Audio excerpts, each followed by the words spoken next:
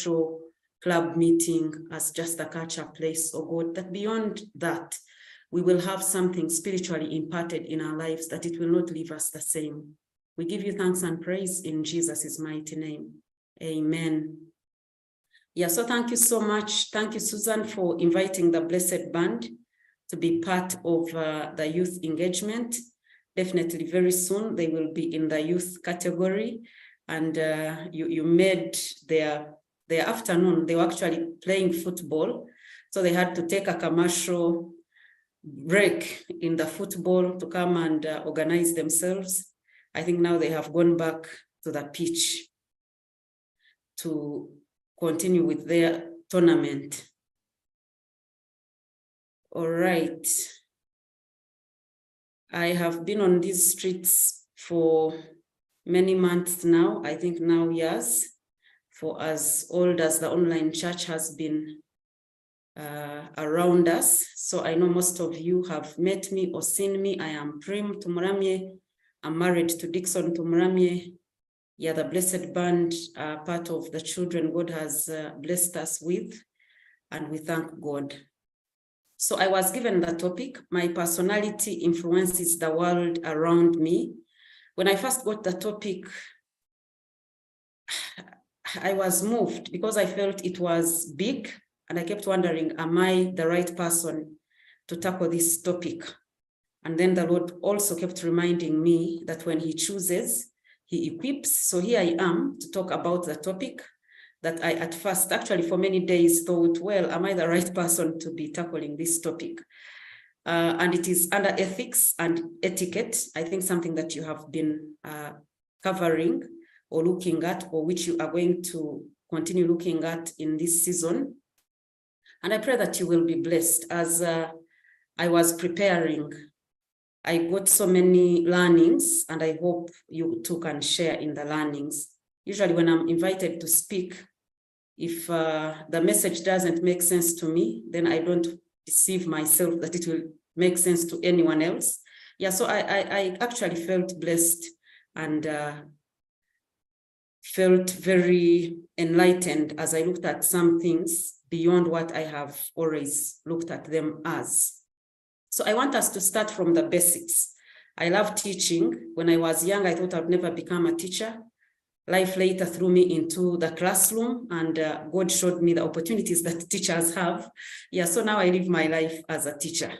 So I want us to begin from the basics, which are the definitions. When we think about ethics, when we think about etiquette, what is it that we are talking about? And these are just simple. I kept to the very simplified definitions.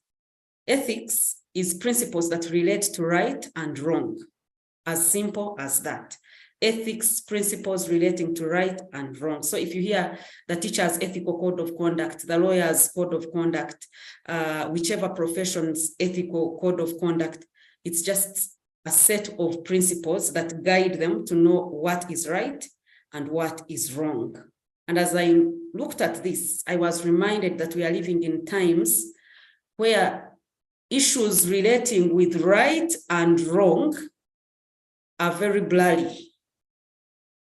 I mean, someone will wake up and say, I am 15 years old, and I know that I am not 15 years old.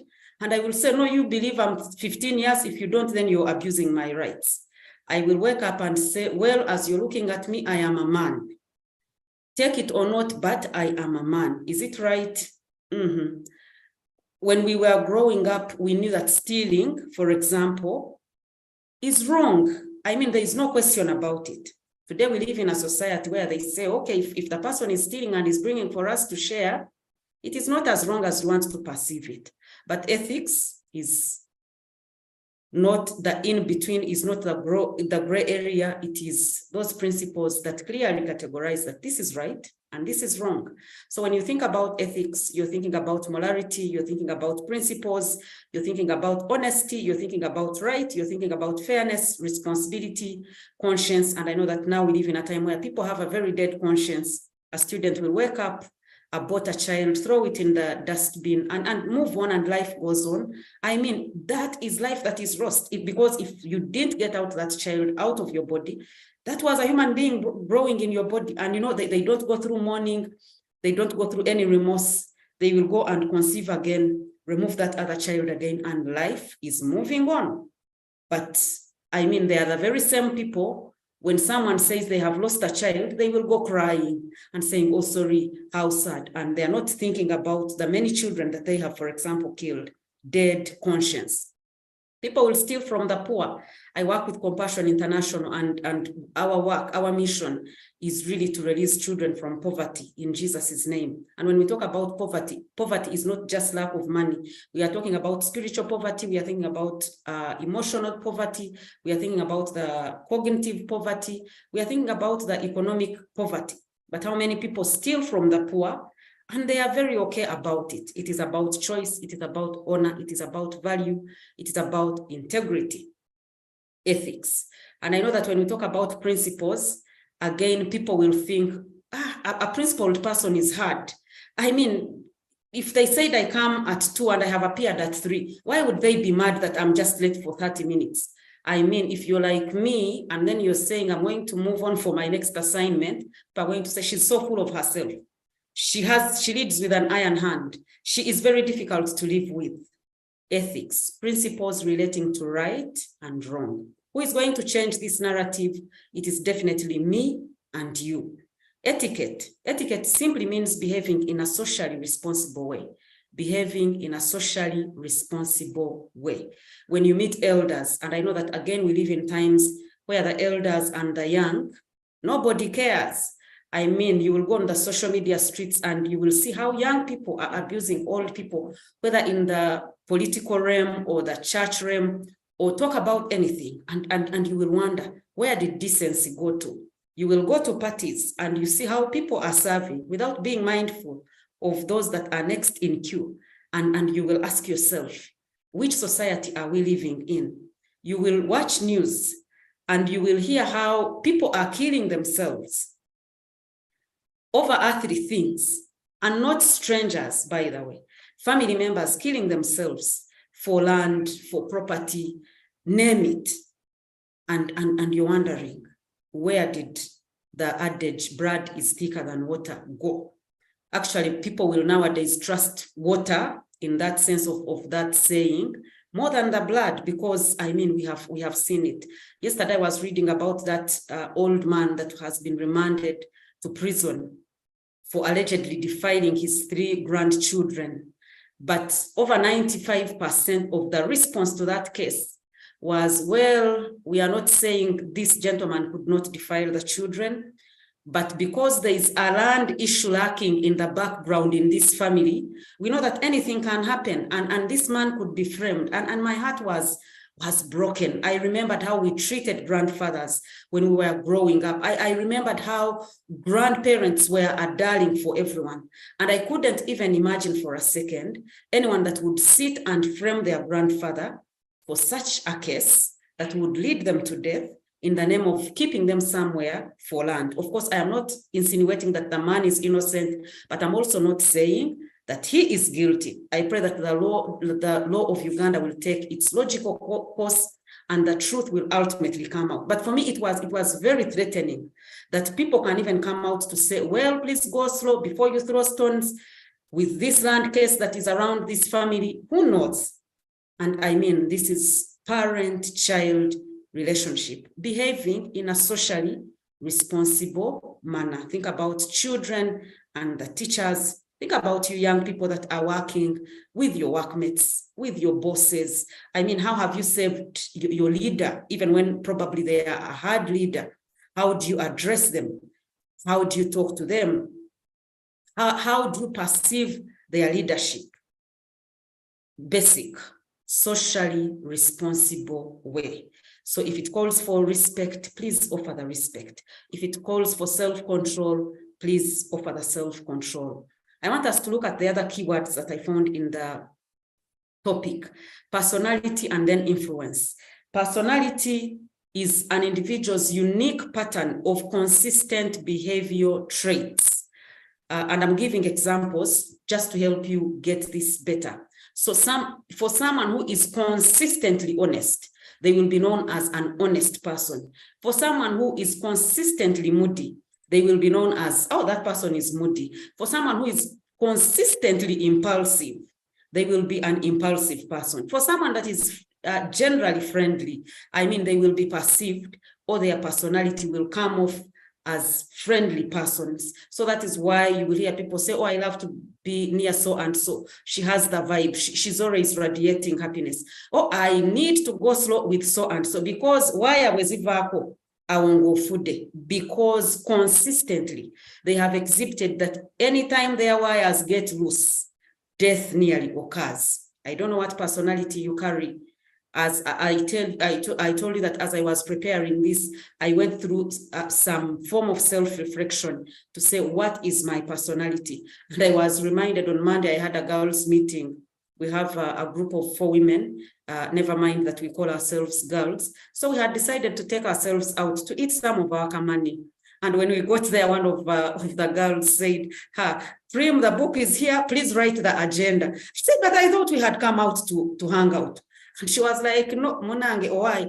For you, you always show up, you want to be organized, you want structure. It hit me hard. And I love taking in messages that come in between the lines. I said, okay, so in this group, I show myself as Oasoma, or Mumpe agenda, orderliness.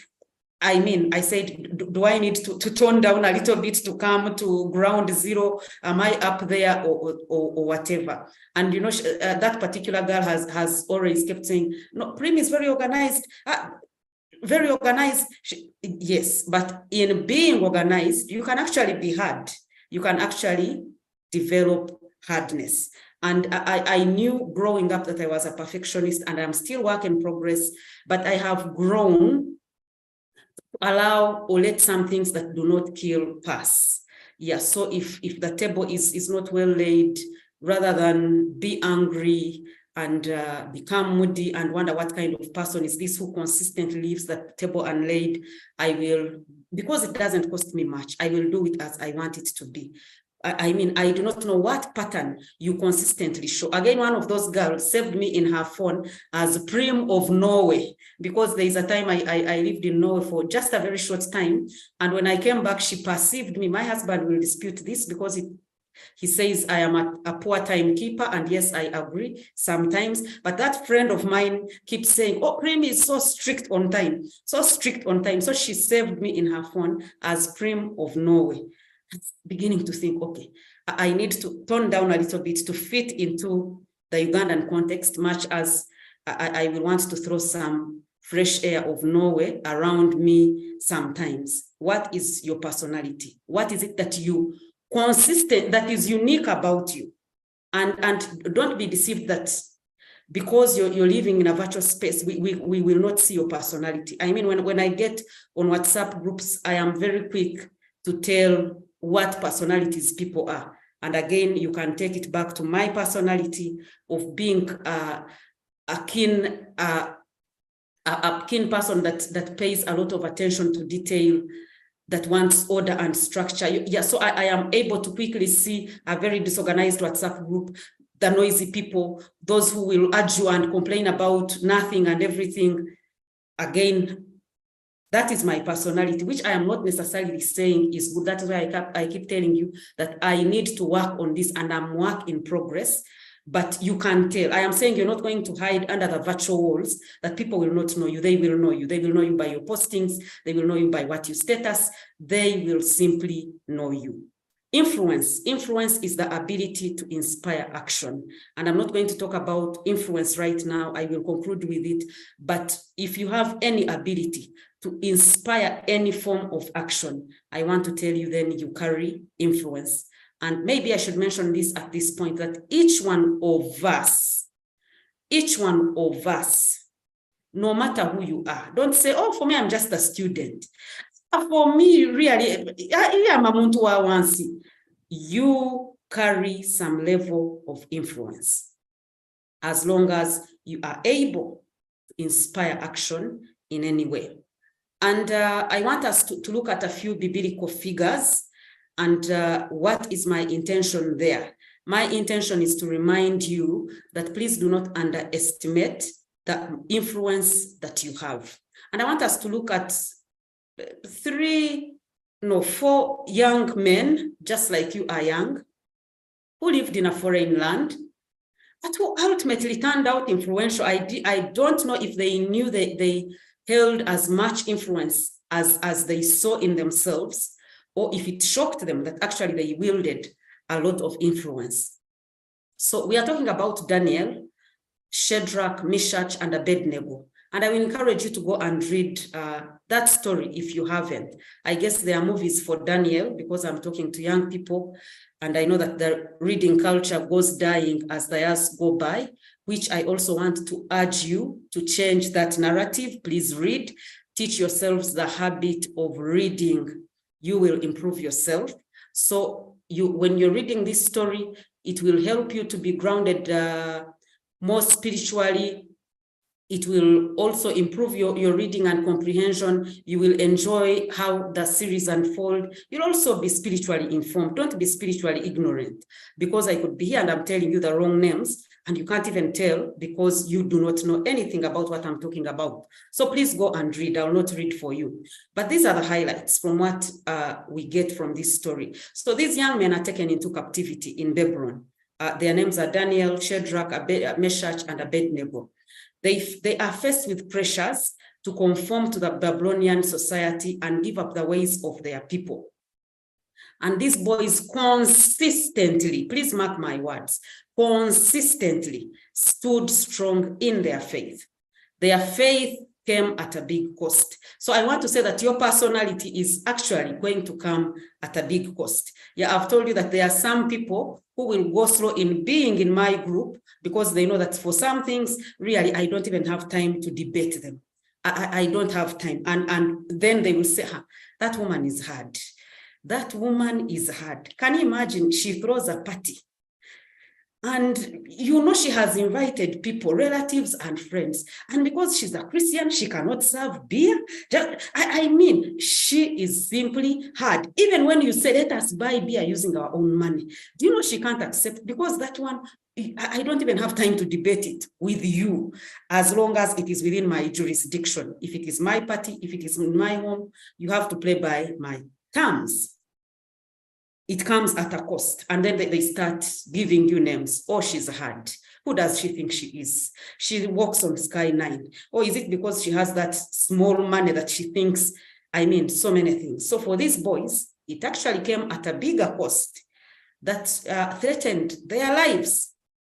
And God was with them.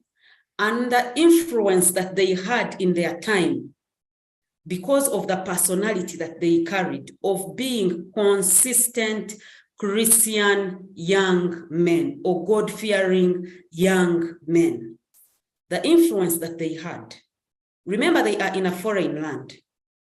That influence speaks for itself. And I know that quite a number of us probably are out of home. Maybe you're at campus, you left Rukunjiri, you're now living in Mukono, you left Kampala, you're now living in Entebbe because you're doing studies in Nkumba.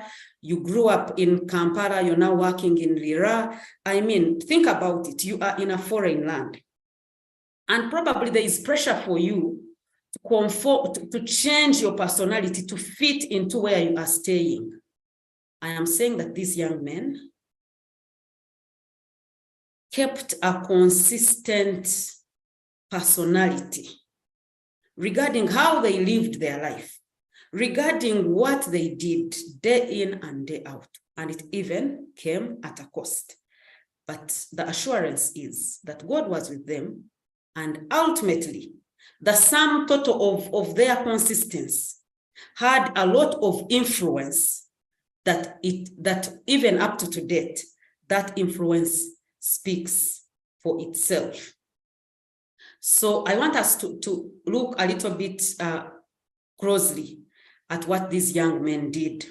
So when they were taken into captivity, in Daniel chapter 1, verse 8, we see Daniel resolving, to resolve is to determine in your heart. And you say, you know what, I am Prim. This is the path that I am choosing. This is what I am going to do, no matter the cost. And why did I want to pull out these things? Because I know that as young people, usually we are quick to say, oh, you know, I wouldn't have gone into that group. But the pressure was too much. You see, I wouldn't have started drinking. You know, I wouldn't have gone into cohabitation. But you see, everyone in the hostel, Daniel resolved not to defile himself with the royal food and wine. And he asked the chief official for permission not to defile himself this way. You remember our definition of etiquette? You remember how people have been embarrassed with food issues? I mean, you look at people, even the educated, and you're thinking, is food this powerful?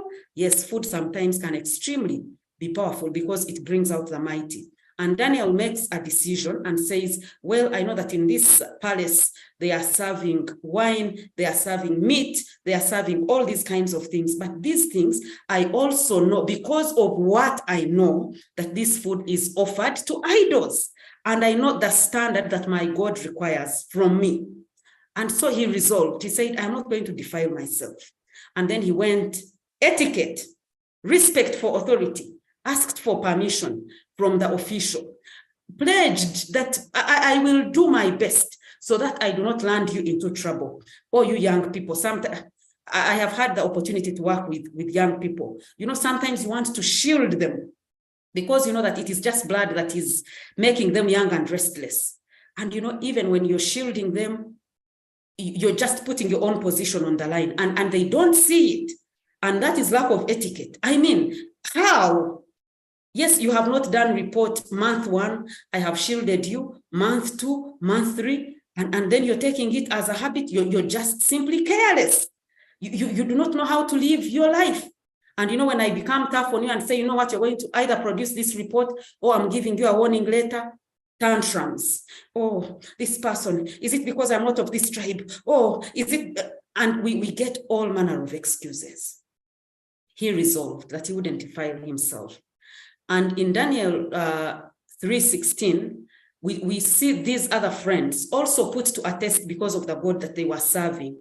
And they say, you're going to die if you're not going to bow down to this king.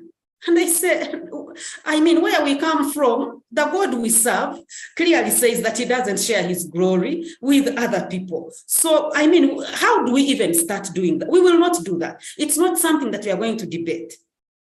And they say, okay, if you're not going to debate it, then you're going to be thrown into the fire. And they say, please, where is the fire? Just take us there. And we want you to know, you king. They said it with respect. I think these boys probably were not Bachiga boys, because the respect they gave even in their answering said, "O king, be it known unto you that whether you throw us into the fire or not, we are not clearly going to bow down to you. And as whether our God will save us, that is an issue of a different day. That is none of your business. We are not going to bow down to you. Throw us into the fire. Is that not what you want? Just take us there. We are not going to bow down." Personality.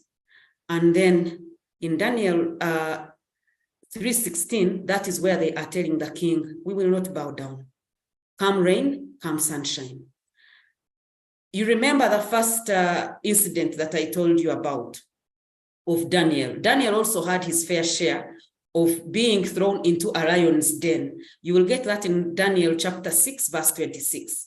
And when he is thrown there and the king is restless, please go and read that story. Okay, if you can't read, please go and get a movie and just watch it. It becomes sweeter when you know it. Daniel was thrown into the den. And when the king found that the lions had actually gone on a fast and not eaten Daniel, he says, I decree that no one is going to serve any other God, but from this God of this man. Influence. That is the influence that I'm talking about. These young men that I told you that had some chichigalish attitude, but had respect maybe for Uganda, Shadrach, Meshach, and Abednego, they were thrown into the fire. The fire didn't burn them.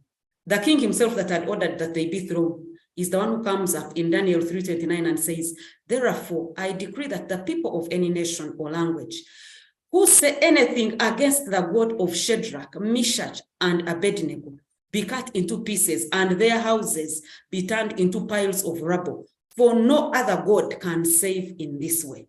So if you wanted a Gamba Nogu in the days of Daniel, I mean, which better people who the king himself has decreed that with any issues pertaining these men, please go slow. Influence. Were they old? Were they in their own country? I mean, you can think about any excuse that they would have justifiably given, and they didn't give it, and their influence lives on till today. I want us to end. And I want us to look at this gentleman called Peter, because we are looking at personality, remember, and how it influences the world around you. I want us to look at Peter, the disciple of Jesus. Some of you could be saying, now you're telling us those stories of BC, before Christ. For us, we are not yet even born. We are born in 2000. You're telling us stories of old people. Let me bring it closer to the New Testament. We all know that in this season, okay, if you didn't know, tomorrow we are celebrating Easter, commemorating Jesus' resurrection from the dead. So Peter was one of his disciples. And Peter was very impulsive, assertive. He was a go-getter. He was very ambitious. Jesus, let anyone touch you and I show them who I am. He was a risk taker. Jesus is walking on water. He says, I mean, say something and you see if I don't walk on that water like you. He was also an influencer. During Jesus' time, but even after Jesus was gone. So Jesus is killed. And we know that Peter, somehow, somewhere, even when he was very ambitious, even when he was very assertive, even when he had made promises, let anyone touch you, the Baganda are we clear, kabaka woli gwa wendi gwa, simanyi what. Peter had also thrown those lines. Ngatambula ngo Munazaalensi obachi. In John 21:3, when Jesus is gone, I think he looks at these things and says, I think wano nabaza bubi. I counted badly. This deal clearly was a no deal at all. He says, you know what, guys, I am going out back into fishing. He tells them, and they said, we will go with you. Man, it is because the man had influence. What he says, others will do. So I don't want you to underestimate your influence. But on one day you can wake up and you say, why don't we carry posters? And we say this food is bad. For me, I will be at the front line saying, we go. Please don't go there, because there are people that look at you and you are the epitome of leadership. And when you say we go, even before asking where do we go, they will follow you saying we go. You have influence. You have influence. Please don't underestimate it. Why should you care about your personality? Why should you really care? Does it even matter? If you're an impulsive person, if you're a quarrelsome person, I mean, I have someone in my neighborhood who usually I have heard will be found boasting, saying, me, I can abuse. And when I abuse, you'll also accept that I have abused you. And I look at the woman of God and I say, my goodness, may you encounter the saving grace of Christ. In the 21st century, people are boasting of scientific discoveries and all. And you're talking about abusing people, and that is something to boast about? Shame on you. I know that there are some people also. Those ones, they don't know me. They do not know me. Sure. I let them try me. And you know, they boast, they delight in being quarrelsome. They delight in being abakumpanya, shrewd people, thieves. I mean, deal breakers. Sure. You want to con that girl? Trust me. Can I talk to a girl and I can bring her for you? And you're able to even boast about that? No sense. That, I mean, shouldn't even be coming out of you. That you're well known, that you're such a deal breaker. People are breaking deals of winning souls for Christ. You're breaking deals of breaking people's virginity, and you're proud about it. You shouldn't. That for you can steal and hack into computers and steal information and you feel, yes, I'm the man, I'm the woman. You're deceived. You must care about your personality. And why should you care? Because it defines you. Yes, that is what we see. That is what we see. It is what defines you. For us, and I know Christians of these days will have to massage ourselves and say, oh, God looks on the outside, man looks on the outside, Caster God is looking on the heart. The same God who says he looks at the heart is the same God who is saying they will know you by your fruits. And personality is your fruit. My dear brother, my dear sister, we should be concerned. You should care. You should care. You should care. You please must care, because that is what defines you. That is who we see. I mean, if you're a very slippery person, that someone will say, tomorrow you're the one moderating, but they have to keep walking on eggshells. Will he show up? Will he show? Okay, my goodness, he has logged on. We thank God. And you think that is a personality? Whether you have a fire-spitting gospel or whatever you want to call it, as long as it is not God-glorifying, that we are seeing, as long as it is inhibiting others to come into the kingdom, it is worth reworking on, because it is what defines you. Of course, I come from the field of public relations, so I am very, very mindful about image building. I am very, very mindful about the image we project. I am very, very, that is where my heartbeat is. And not that I want to project what I am not, but I am very intentional in building brands, in projecting what people need to trust and believe in. So, my dear friend, your image is your personality, is your brand. If we know you as being a thief, that whichever PR you do, we will know you as a thief. Is that a good personality? Definitely not. I have known people that go for parties and their friends are on Wonkenke because they're going to serve mountains. As they are coming, soup is going to fall on their neighbors. And you know how you want to dress for your best for a party? And people are thinking, Bernard, it defines you. That is who we see. That is who we see. Let us see the Savior as he shines in you. You are part of a wider ecosystem. Don't be an ethical misfit. And you millennials, let me be straight with you. If you are not intentional on working on yourselves, you're going to be ethical misfits, whether at home or school or workplace or ministry. You are a child at home and you can't cook because the maid is not at home. Ethical misfit. If you go to the kitchen, will you die? And then your mothers and fathers are massaging you. Oh, I suffered. Oh, I walked long distances. My child cannot suffer. Oh, ethical misfit. You're going to be a part of a wider ecosystem. I said, if you come to my home, you will be part of my structure. If you look at my status, my children woke up doing general cleaning because tomorrow is Easter. And that is how I know life. Would you expect me to begin raking grass?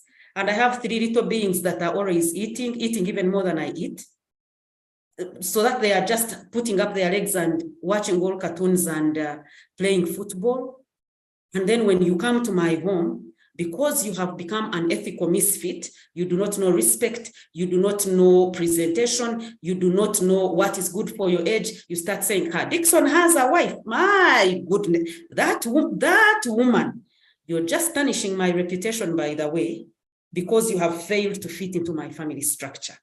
May God forgive you. How many of us are living in other people's homes and we have made them look like the devil incarnate, and the problem is actually with us. You sleep on the phone, they are telling you no TV beyond this time. Like I told you, we have a very highly structured family. If you want to watch TV beyond a certain time, at night, you have to ask for permission so that we know, because we do not live with night dancers. So if you come to my home and you're watching your soaps up to 1 a.m. up to midnight, And I'm telling you, please don't watch that TV. It's not because Yaka is expensive for me. No, it is because it is not because I have Nugu for you. You're watching soaps and me, I'm not interested in soaps. No, it is simply because I love structure in my home. Am I the problem? You are the one that has failed to fit into the wider ecosystem. Please fit in at home, at school, in your workplace, in your ministry. Don't join the choir and then the choir becomes extremely problematic because you're always quarreling. If you don't lead the song, you're throwing tantrums. Oh, if they say today the machines didn't move well with the voices, I am not good at singing, so I don't know how they call those things professionally and technically. And then it's okay, I'm not going to come and play the piano for this whole month, you will feel me. I mean, you're joking. If it is a church in Kabari, we'll go back to our drums. Then we will see if you're going to eat that guitar or that keyboard or whatever they call it. You are part of a wider ecosystem. That is why you should mind about your personality. You must fit in. It is for your good. It keeps you in check. Imagine a world where you are a yardstick of good living. Think about Paul, who is telling believers that imitate me as I imitate Christ. So a few months back, I went to Equity Bank and those guys were delaying me. And incidentally, all the times that I've gone to that bank, I have been delayed. So this particular day, I was getting angry. So the old person in me said, but why don't you go and tell this manager to their face that their services are so fake? Because you can't be here and wait for such a small thing as an ATM card. And you're waiting for about 2 hours. Like I already confessed, I have a problem with time, so that makes me impatient. That is my personality that I need to work on because I am into a bigger ecosystem. And as I was preparing myself and walking to the manager, I meet this young man that I didn't know. And he smiles at me and says, oh, how are you, Madam Prim? Of course, I had to recompose myself because I was warming up to becoming angry. And I smile back and say, oh, hi, how are you? Happy New Year. I think it was about Feb. So it was still in those days of saying Happy New Year. And he says, oh, Banange, thank you so much for the messages for the online church. You're a blessing. I died in my heart. He said, God. So I was going to throw a tantrum in the bank. And here is one of the flock that look up to me and they say, oh, this woman of God is born again. I said, okay, Equity Bank has not done the right thing to delay me, but also reacting in anger is putting a shame to the Jesus that I profess on the digital streets. I said, let me sit and calm down. And indeed, I sat and waited for them to call me. It was not easy, but that young man put me in check.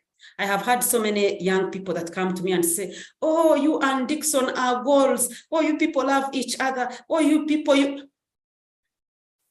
And I'm like, okay, if I was thinking about doing anything crazy, let me carry my cross with this young man and we see how we live life together, because looks like there are so many people that are imitating us.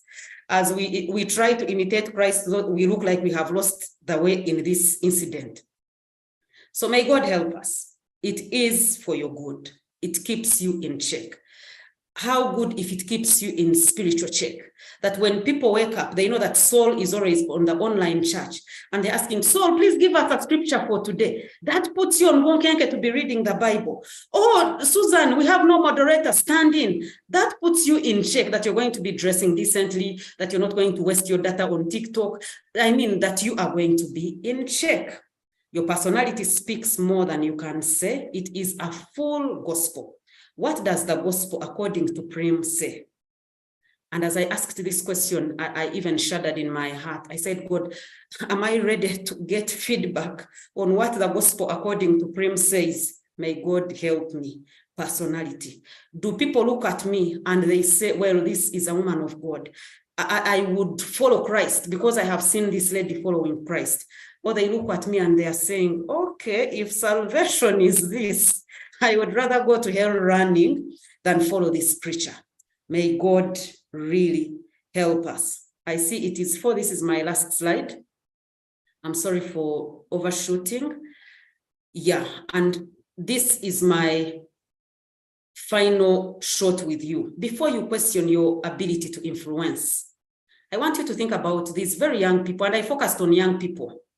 By the way, I am getting old, but I feel very young at heart. And I think that is what gives me a lot of energy. Think about Moses' sister Miriam in Exodus 2, a young girl. The mother tells her, please go and watch this child. Do you know that the princess would have asked, whose child is it? And then if she's personality, my mother told me that I tell you that this, no. Young girl, very strategically smart. How many of you, when you were young, your parents told you, when the landlord comes, you tell them that I'm not around. And when the landlord comes, Sauro, Tata Jari, Tata said, I tell you that he's not around, but he's in the bedroom. Personality. Don't question your ability to influence. This little girl saved Moses' life. Think about Naaman's maid servant. I mean, a maid servant. And we all know the place of maids in our homes. 2 Kings 5:1-14. And she saves his master's life from leprosy. Think about David, that young shepherd boy in 1 Samuel 17. Even his father has forgotten about him. But I mean, the boy comes out and fights Goliath. Influence. The little boy who gave up his lunch pack when Jesus fed 5,000 people. I mean, I keep thinking, if it were any of the children of these days who you even buy for a sweet and you say, please share. They're like, no, mommy, I just have this one only. Maybe next time. Think about this boy. I would have loved to meet this boy's mother. I mean, there is need for food and he says, my lunch pack is here. Even when it is 5,000 people and it is not going to even feed 10 of them. And he surrenders it. Influence. Think about that servant girl. We already looked at Peter. That challenged Peter on his being a follower of Jesus in John 18:17. He says, but looks like you, man, I saw you with Peter. I love the Runyankole Ruchiga version of the Jesus movie. And Peter responds with a lot of energy. Jen, Dakudi, please go away. And I mean, this little girl is putting him on tension, a former powerful disciple, follower of Jesus Christ. Please do not underestimate how your personality can actually be of influence. If these young little nobodies influenced nations, how about you with your degree, with your diploma, with your level of exposure, with your ability to know Christ? Definitely, it is for the Lord's good, and he's ready to use it to enlarge his kingdom. Using your personality for influence. That is where we started. Assess, and what is my personality? Can I use it for influencing for the kingdom? Each one of us is influential in our jurisdiction. Whether it is at home, I've told you I have a lot of influence, by the way, in my home as a mother, as a wife, as a sister, as a friend. I know that I wield a lot of influence. I have many young people that I'm mentoring, many young people that look up to me and they say, well, I see how you live your life and I just love it. I want you to walk this journey with me. I don't have to be a Museveni. I don't have to be a Bobby Wine to be influential. I already have enough influence in my own jurisdiction. And I pray that God will help me to use it well. Use your influence well as a class representative, as an online church usher. I mean, you know, whatever you are, please use it. As that first child that has brought a degree home in your whole village, in your own clan, do you know what influence that is? Please use it well. If you have messed up your personality, you are not anyone wants to get close to. Is there hope? And my last words to you are, God is still in the business of transforming personalities. Give him yours too for a new start. And each time I do a check for my own personality, there are things I will do and I look back and I say, this is not the old Prim, because the old Prim would have reacted in this way. I am a testimony that he is still in the business of transforming our personalities, because he knows that our personalities are extremely influential. And when we use it to influence for the kingdom, his name will be glorified. May the Lord bless you and bless you indeed. Oh, wow. Thank you so much. Thank you so much for the sharing. It has been indeed fruitful.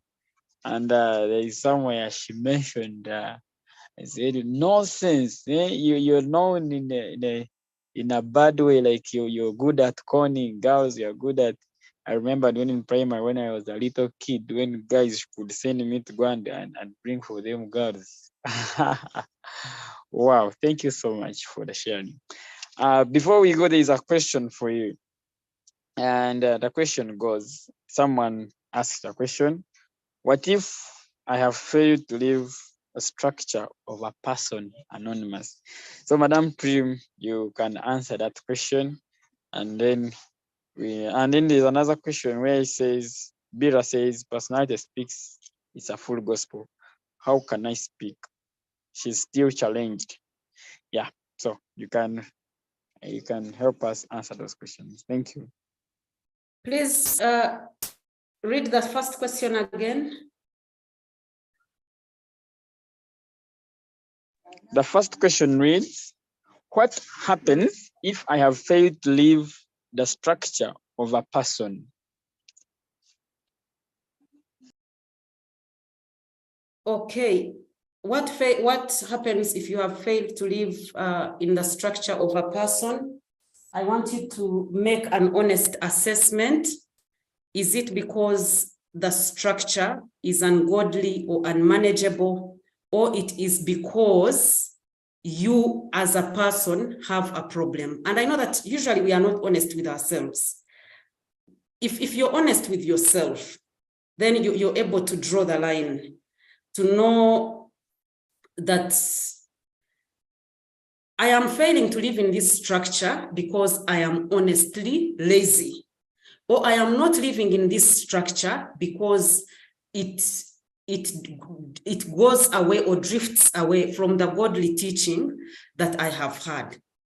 If it is because it is drifting away from the godly teaching that God can, that God is leading you into, again, I know that God can give you the grace to fit into that system for a season. Young people, I want you to know that life is lived in seasons. So if you're suffering now, you're not going to suffer forever. If you're living with your Muslim uncle and he's the one paying fees, please don't go and say, okay, uncle, because you're a Muslim, to hell with your fees doesn't have God. I mean, you might not easily find a church that is going to pay your fees. If your uncle is allowing you to pray, if your uncle is allowing you to go to school, submit, because that is your parent. And the Bible is very clear. Honor your parents so that you might live long. And then when you're done with school, your uncle will be among the people that are even praying that you leave home, because that is the desire of us as parents. I am not raising these children to keep here with me.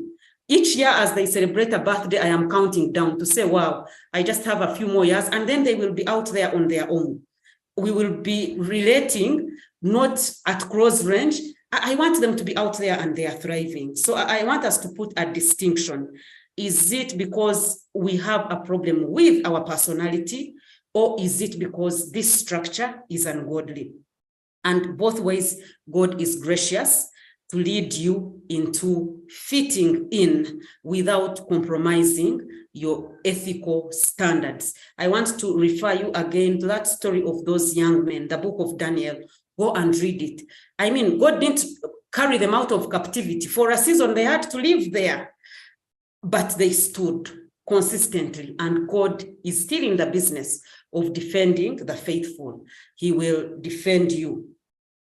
The second question from Bira, kindly repeat it again. I thought I'd noted it down.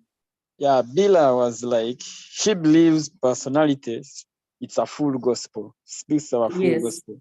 And she was like, how do I speak? She's still challenged. Bira, the being challenged is good. As I was preparing, I was also very deeply challenged. But I pray that the challenging does not overwhelm you into freezing. It is about doing the daily things of life every day. And I mean, you're doing them as you would do unto the Lord. As simple as that. And being mindful of who you represent. I was once upon a time the public relations officer for Uganda Christian University, and then I was the public relations officer for Compassion International Uganda. I mean, in my practice, and I'm just using this earthly standard to give you a clue of how you can live your life. So I knew that I am a subject of interest, especially for the media. If you do anything silly, I mean, you're going to find yourself in the media, but also you're going to drag the name of the institution that you represent into the media. So it is just that mindfulness of each time I go to the market, I know that I am not carrying on Prim's name, who is known as Dixon's wife, Dixon, who is a farmer who doesn't really shake big tables in Uganda. So whether, I mean, his wife carries viveras on the head or what, the world does not necessarily mind. But if they add the UCU thing, UCU becomes a big thing. So just that. And do I live my life in fear? Definitely not. Follow me on social, on Facebook. I mean, I live my life as is. I enjoy my life while I still have it, but with a mindfulness of knowing the right balance, that the name that I carry. Now forget about UCU, forget about compassion. Jesus is a bigger brand that I represent. That mindfulness, that even when I am in the process of going to sin, and God brings someone in my presence to say, oh, I have already seen you preaching on the online church. I am quick to say, let this conscience not be dead. Because otherwise I would have said, Jesus, you be on the side, let me first deal with this bank issue. Of the humility to say, oh my God, I was going to mess it up again. God forgive me. Let me go back, sit in my chair and just be still. And learning how you can address such issues. I've told you that I am not necessarily a very patient person, especially on people that make illogical decisions when they know it, on people that don't keep commitments. So for example, when I'm going to the bank and I know that they are bound to delay me, each time I move, I have a book in my bag. So when you waste my time thinking you're going to make me angry, I'm going to convert my book into a time for reading. I'll sit somewhere and read until you serve me. I move with my headphones. So if it is lunchtime, I don't have to be on pressure. Or now you have even made me miss lunch hour. I will sit and log in. If I have a work meeting, if there is a quiet place, because I do my work virtually, then I am trying to find solutions to help me work on my personality day by day. If I am a shouting person, to ask God, how can I be less shouting? How can I be less quarrelsome? How can I stop this habit of stealing? How can I, every day of my life? Don't look at 10 years. Live your day a day at a time. It becomes less burdensome. It becomes easier to do. Thank you. Thank you so much. Maybe you answered this last one. Can friends around us change our personality? Of course they do. They do a lot.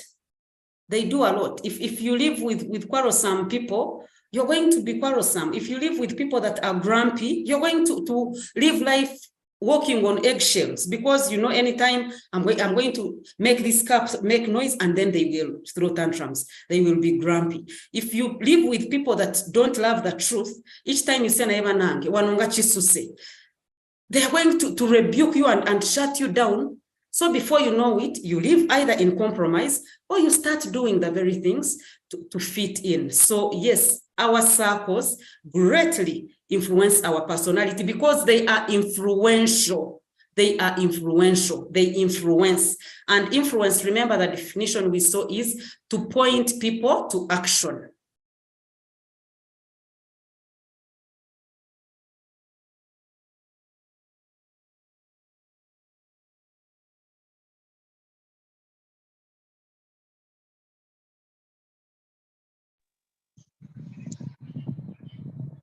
I think we've lost Auntie.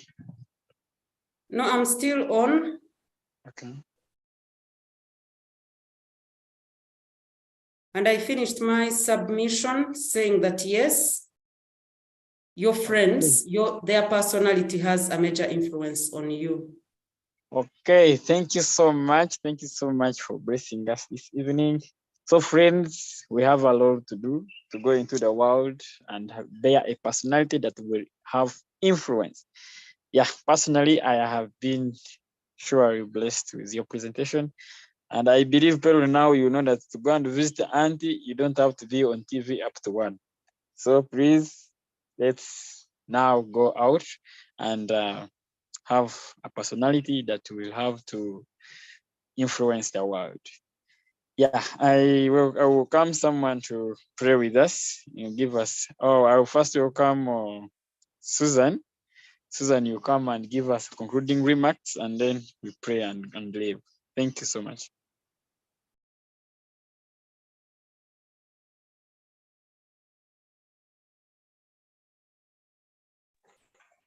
Thank you so much, Mr. Moderator. I hope you can hear me. Am I heard? Yes. Someone. Wow. I thank Mrs. Prim Tumuramye for blessing us this afternoon. Indeed, some of the people, they don't know their personality, and we are moving up and down. Thank you so much for that clarity, and may the good Lord bless you. Friends, let's give and Prim virtual hand claps and flowers. Appreciate her. And I thank everyone that has logged on. We really thank you.